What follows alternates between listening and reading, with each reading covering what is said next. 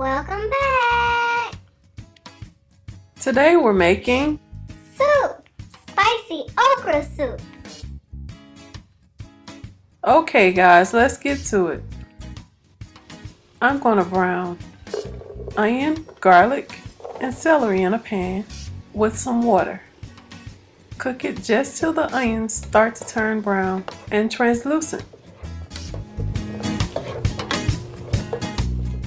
When you're done with that, throw in a tomato.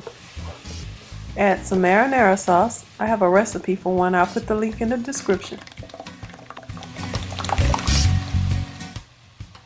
Frozen corn and frozen okra. Stir it up, little darling, stir it up.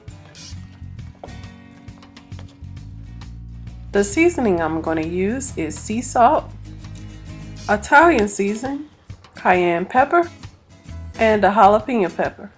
Poke a jalapeno pepper with a knife and throw it in. Add 5 cups of water. Cook the soup for 45 minutes, medium high. Now all that's left to do is serve it up. Do you feel it, Vegan? Feel what? Feel the music moving your hips.